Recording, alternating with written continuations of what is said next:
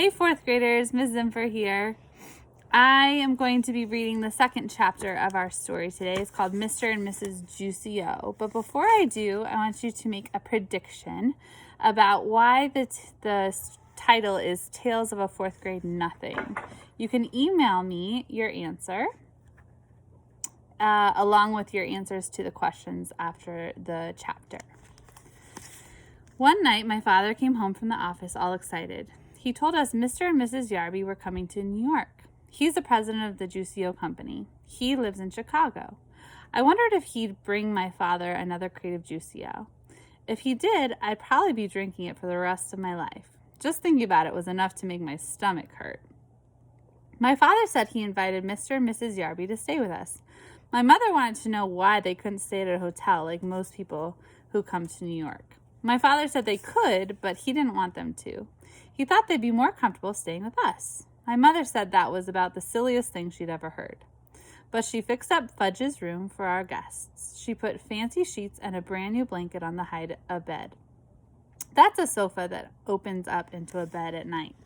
It's in Fudge's room because that used to be our den. Before he was born, we watched TV in there, and lots of times Grandma slept over on the hide-a-bed.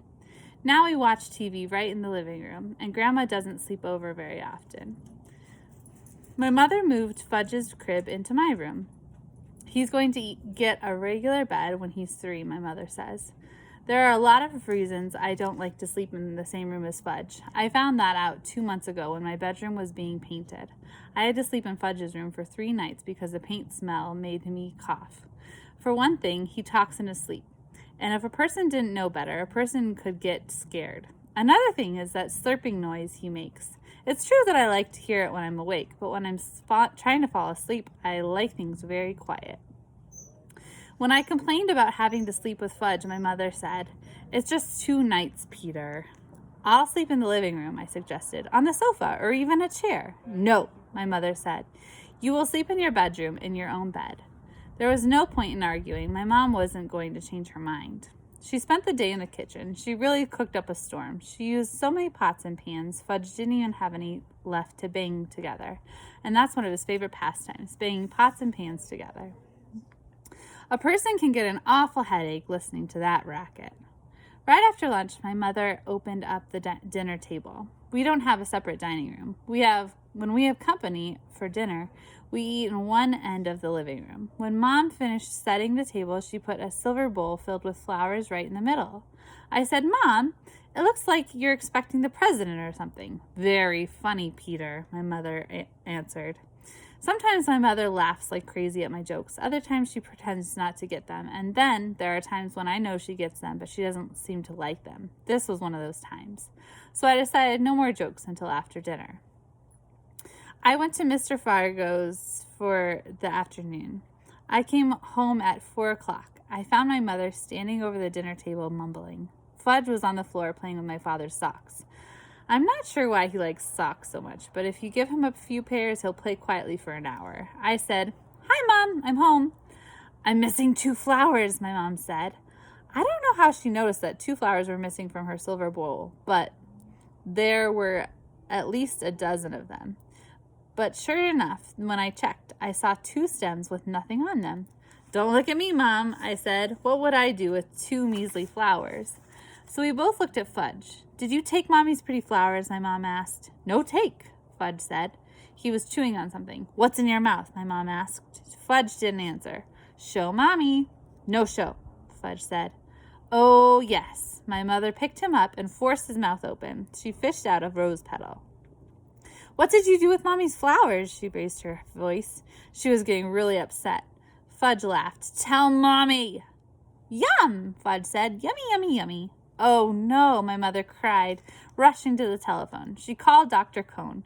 She told him that Fudge ate 2 flowers. Dr. Cone must have asked what kind because my mother said roses, I think. But I can't be sure. One might have been a daisy. There was a long pause while my mother listened to whatever Dr. Cone had to say. Then Mom said, "Thank you, Dr. Cone." She hung up. "No more flowers," she told Fudge. "You understand?" "No more," Fudge repeated.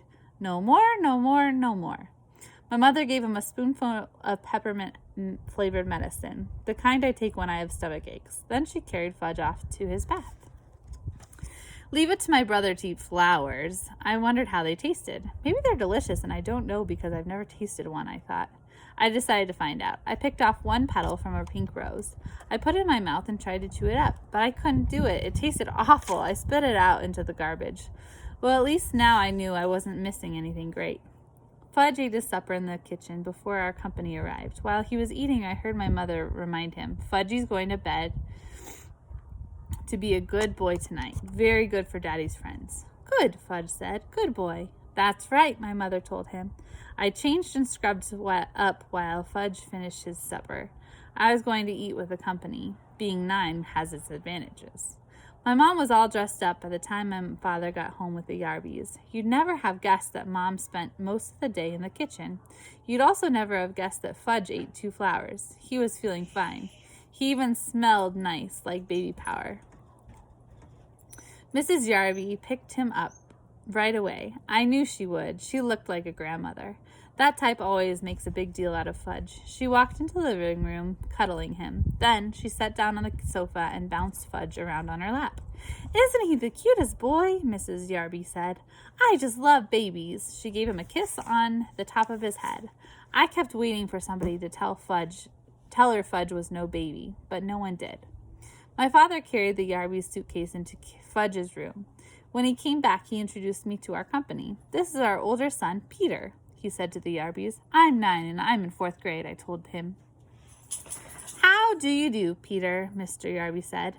Mrs. Yarby just gave a nod. She was still busy with Fudge. "I have a surprise for this dear little boy," she said. "It's in my suitcase. Should I go get it?" "Yes," Fudge shouted. Go get! Mrs. Yarby laughed as if it was the best joke she ever heard. "I'll be right back," she told Fudge. She put him down and ran off to find her suitcase. She came back carrying a present tied up with a red ribbon. "Oh!" Fudge cried, opening his wide mouth. "Goody!" He clapped his hands.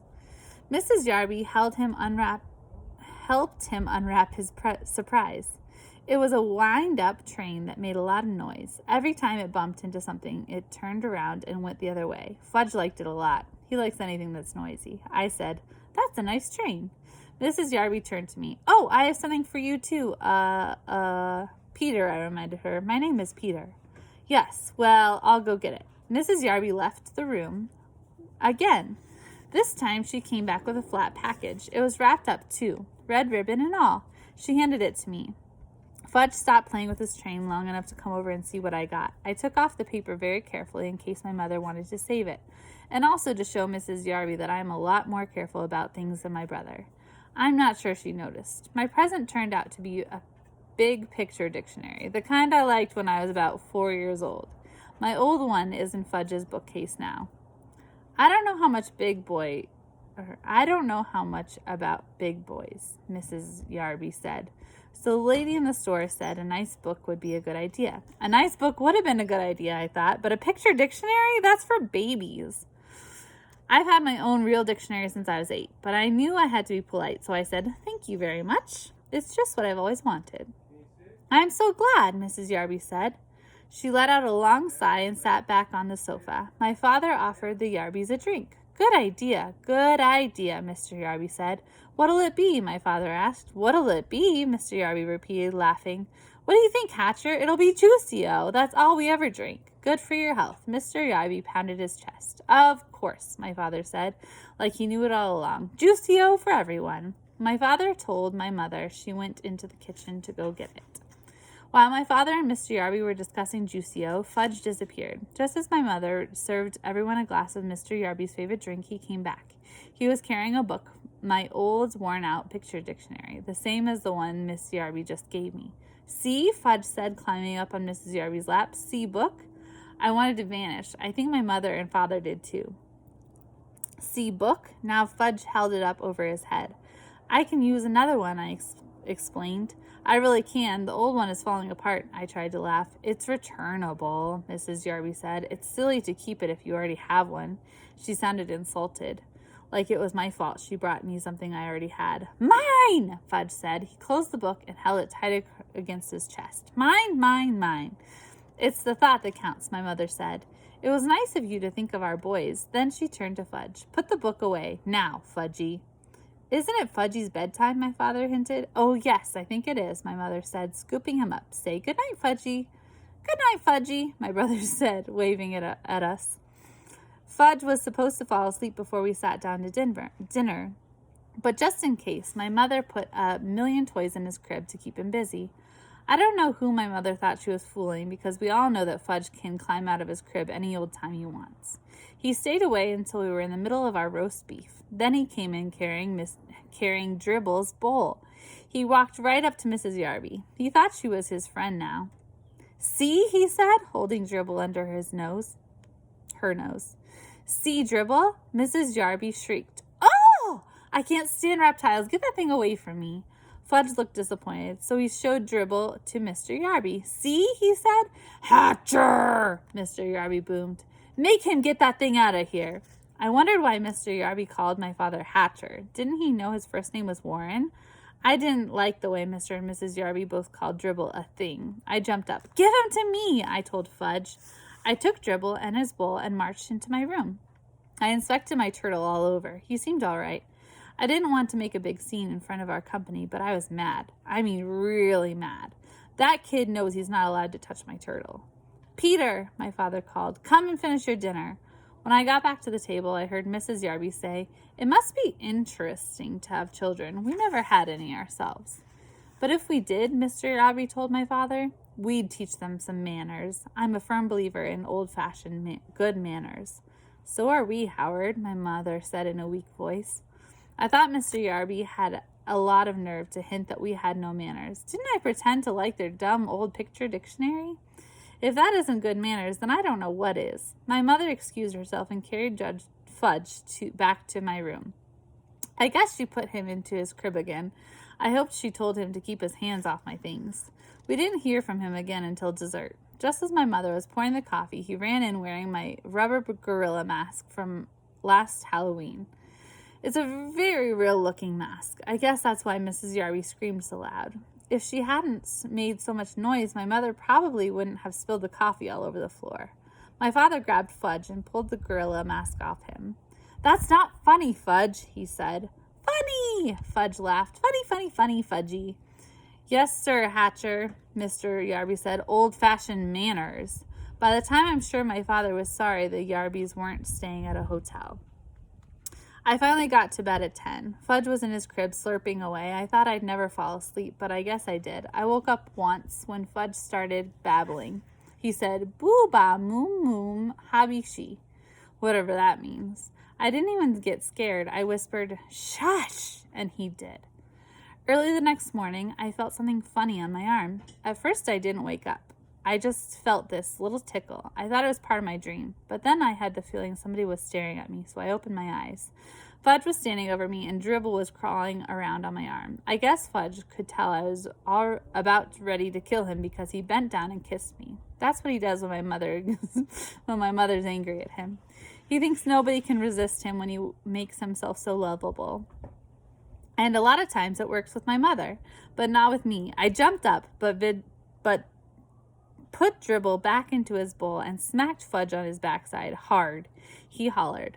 My father came running into the room. He was still in his pajamas. He whispered, "What's going on in here?" I pointed at Fudge, and he pointed at me. My father picked up my brother and carried him off. "Go back to sleep, Peter," he said. "It's only 6 o'clock in the morning." I fell asleep for another hour, then woke up to an awful noise. It was Fudge playing with his new train. It woke everybody up, including the Yarbys. But this time there was nobody they could blame. They were the ones who gave Fudge the train in the first place. Breakfast was a quiet affair. Nobody had much to say. Mr. Yarby drank 2 glasses of Juicio. Then he told my father that he and Mrs. Yarby had their suitcases packed. They were leaving for a hotel as soon as breakfast was over. My father said he understood, that the apartment was too small for so many people. My mother didn't say anything. When Mr. Yarby went into Fudge's room to pick up his suitcase, his voice boomed, "Hatcher!" My father ran toward the bedroom. My mother and Mrs. Yarby followed him. I followed him. When we got there, we saw Fudge sitting on Yarby's suitcase. He had decorated it with about 100 green stamps, the kind my mother gets at the supermarket. "See," Fudge said. "See? Pretty." He laughed. Nobody else did. Then he licked the last green stamp and stuck it right in the middle of the suitcase. All gone, Fudge sang, holding up his hands. It took my mother half an hour to peel off her trading stamps and clean up the Yarby suitcase. The next week, my father came home from the office and collected all the cans of Juicy-O in our house. He dumped them in the garbage. My mother felt bad that my father had lost such an important account. But my father told her not to worry. Juicy-O wasn't selling very well in the stores. Nobody seems to like the combination of oranges, grapefruits, pineapples, pears, and bananas. You know, Dad, I said, I only drank Juicy-O to be polite. I really hated it. You know something funny, Peter? My father said. I thought it was pretty bad myself. Here's a picture of them with the stamps on them, on the suitcase. So, that's the end of chapter 2. My questions for you today, Leo. Sorry, my dog's barking. My questions for you today are, who came to visit the Hatchers?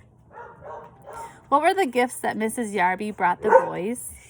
And how did the Yarbys feel about staying at the Hatchers? And how do you know they felt that way?